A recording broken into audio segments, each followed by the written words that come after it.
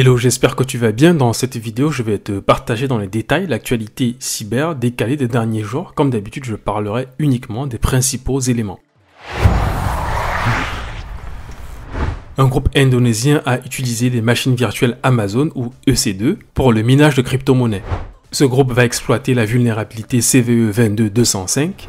Cette vulnérabilité concerne GitLab Enterprise et Community Edition qui ne validaient pas bien les fichiers images et permettaient une exécution de code à distance. GitLab est une plateforme de développement logiciel qui s'appuie sur le logiciel de gestion de version Git. Après l'exploitation de la vulnérabilité sur GitLab, ce groupe va rechercher des éléments qui référencent des clés d'accès à AWS, qui est le service cloud d'Amazon. À l'étape de reconnaissance, le groupe va utiliser S3 Browser pour tester toutes les clés d'accès qu'ils ont découvertes.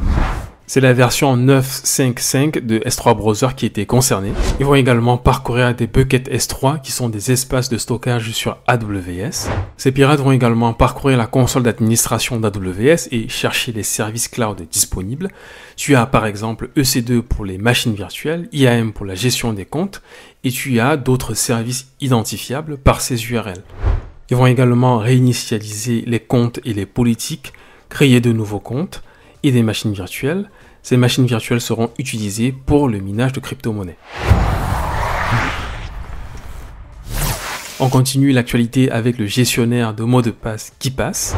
Dans les versions 2 de KeePass inférieures à 2.54, il existe une vulnérabilité qui permet de récupérer une partie du mot de passe principal dans la mémoire de la machine. Le premier caractère dans le mot de passe n'est pas récupérable dans la mémoire et n'est pas concerné par cette vulnérabilité.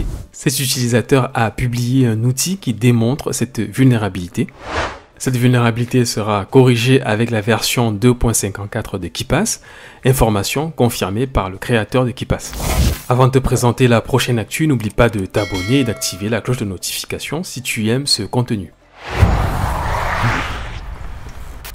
Microsoft affirme qu'un groupe chinois de cyberespionnage, connu sous le nom de Volt Typhoon, s'en prend depuis au moins le milieu de l'année 2021 à des infrastructures critiques aux États-Unis, dont Guam, une île abritant plusieurs bases militaires. Une intrusion qui dure depuis aussi longtemps annonce peut-être une grosse cyberattaque dans un futur proche. Les États-Unis, le Royaume-Uni, le Canada, l'Australie ont également partagé cette information à travers ce document. Volt Typhoon a exploité une vulnérabilité 0D sur des appareils Fortinet exposés sur Internet. Pour masquer leurs traces et réduire les coûts d'infrastructure, ils sont également passés par des petits routeurs ou pare-feu d'entreprise qui exposent sur Internet le HTTP ou le SSH sur l'interface d'administration. Ensuite, ils ont utilisé plusieurs outils pour réussir leur infiltration. Parmi ces outils, on retrouve PowerShell, précisément cette commande qui retourne toutes les authentifications qui ont réussi sur une machine. Cela permet à ce groupe d'identifier le compte à utiliser.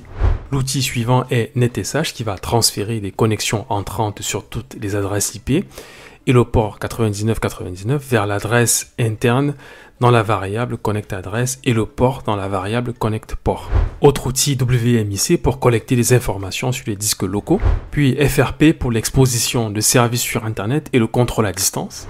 Ensuite, tu as Mimikatz et InPacket qui est une collection de classes Python pour travailler avec des protocoles réseau. Puis les commandes suivantes vont permettre d'avoir la topologie réseau, la structure de l'annuaire et des informations sur la machine analysée par ce groupe de pirates. On retrouve par exemple ARP, LDVDE pour la partie LDAP ou annuaire, NetSH, Système Info, etc. Ce document partage également quelques indicateurs pour détecter ce type d'activité. Je mettrai le lien dans la description. Ils ont également essayé de récupérer les identifiants d'utilisateurs dans le LSAS. Le gouvernement chinois n'a pas confirmé être à l'origine de cette attaque. Le Comité européen de la protection des données a infligé une amende de 1,2 milliard d'euros à Facebook, détenu par le groupe Meta. C'est la plus grosse amende sur la protection des données. La précédente grosse amende a été infligée par le Luxembourg à Amazon et le montant était de 746 millions d'euros. Et voici le top 10 des amendes infligées pour la violation des données dans des pays européens. Pour les personnes qui vivent en France, l'EDPB est l'équivalent de la CNIL mais au niveau européen. Le Comité européen de la protection des données reproche à Facebook d'avoir systématiquement et de manière répétitive transféré aux États-Unis des données de millions d'Européens. Pour corriger ce problème, Meta doit se conformer au règlement général sur la protection des données. D'ailleurs, Meta a décidé de faire appel car le groupe pense que cette amende est injustifiée et inutile et le groupe n'a pas prévu de coupure immédiate des services de Facebook en Europe. Voilà, c'est tout pour cette actu décalée sur la cybersécurité. J'espère que tu as aimé ce contenu. Si tu veux découvrir l'épisode précédent sur l'actualité, je te recommande cette vidéo. Sinon, tu peux regarder la dernière vidéo. À bientôt.